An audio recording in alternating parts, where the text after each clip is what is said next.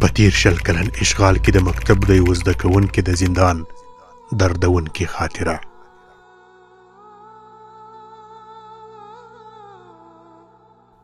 د دې دردونکې او واقعي خاطرې عنوان دا دی چې په دې ښځو کې د خپله ښځه پیژني دا چې د مکتب دوره هم په ختمېدو وه او د ژوند پسرلي یو په بل پسې لکه د جوزا بادونه په تیزۍ روان وو.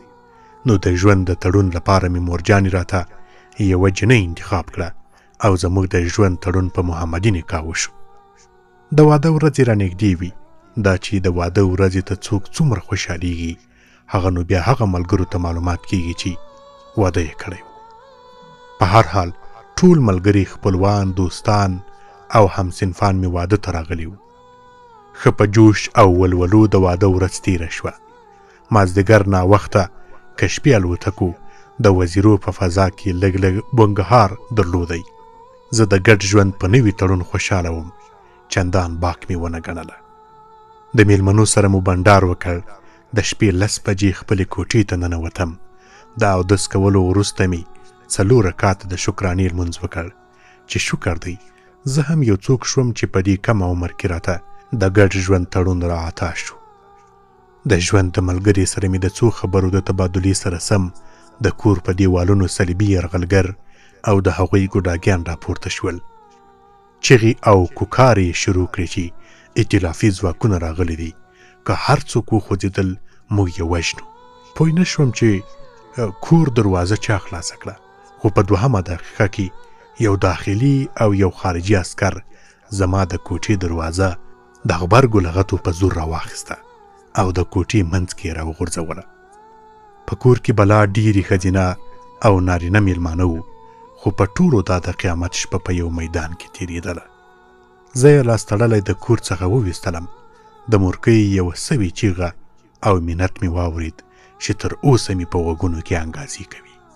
مورکۍ مې داخلي ګوډاګیانو ته ویل چې خیر دی، د واده اوله شپه ده، دا مه بوځئ، دا د مکتب شاګرد دی او هیڅ جرم یې نه دی کړی. خو زه دې ظالمانو په ډېر ظلم له کور څخه را بهر کړم او الوتکې ته یې پورته کړم. کله چې له الوتکې ښکته شوم په یوه توره خونه کې یې واچولم او د هغې خوا څخه یې اتاق ته غټ قلف واچولو. 2 ورځې په همدې یو نفري خونه کې وساتل شوم. 3مه ورځ یې راته د زندان لباس راوړ، ومې لامبل او جامې مې بدلې کړې.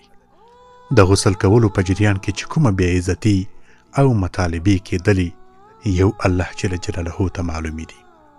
د جامو د بدلون سره سم یې تحقیق ته یوړم او د یو افغان الاصله کافر مخې ته یې کښېنولم. تحقیق وشو. د وخت په تېرېدلو سره خبره تر محکمې لاړه او لومړۍ محکمې 8 کاله قید راکړ. دا چې زما عمر کم و نو یو قاضي راته وویل که ستا تذکره کې عمر د 20 کالو څخه کم وي نو ستا قید نیمایي کېږي. اندېښنې مې کولې چې اوس به تذکره څنګه د دې 200 بندو دروازو څخه راتېروي.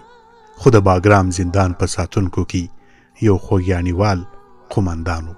هغه را سره مخ شو او د 10,000 افغانیو په بدل کې یې تذکره تر ما راورسوله.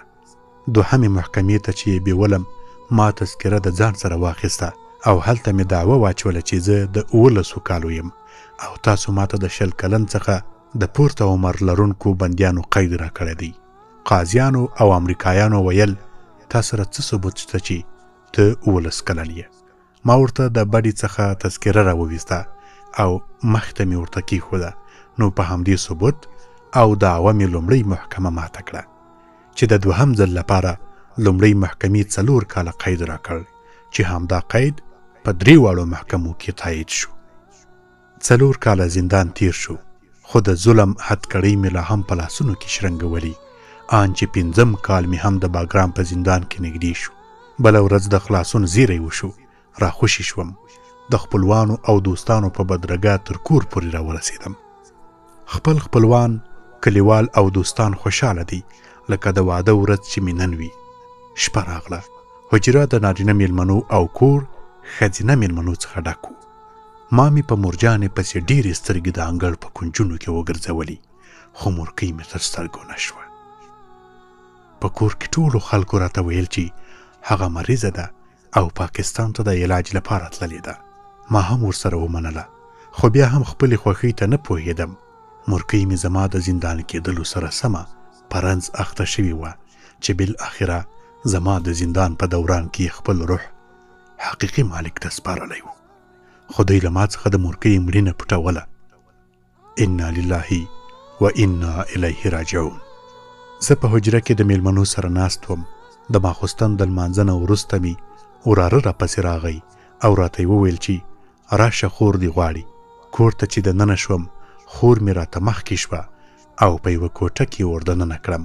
په کوټه کې ډېرې ښځینه میلمنې وي. د مور او پلار خورګانو د خوشحالۍ ښه شیبه وژړل. وروسته یې د زندان پوښتنې شروع کړي. ما هلته ژوند ټول ورته مثبت بیان کړو. هیڅ داسې خبره مې ورته ونه کړه چې ګوندې هلته زه خفه وم. چا به ویل ډوډۍ یې څو وخته درکوله، چا به ویل هر وخت یې وهلې او که نه. خو ما د ټولو پوښتنو ځوابونه په هو او نه خلاصولو چې په دې جریان کې مې خور غږ را باندې وکړ. امان ورورکیه په دې ښځو کې د خپله ښځه پیژنې؟ حق حیران شوم چې ما خو مې د ښځې سره ټول یو ساعت ګډ ژوند ونه کړ، نو اوس به څنګه خپله ښځه پیژنم؟ د کوټې په ټولو کنجونو کې مې سترګې ورغړولې، خو هیڅ نښه مې ذهن ته نه راتلله چې له امله یې ما خپله د ژوند ملګرې پیژندلې وای.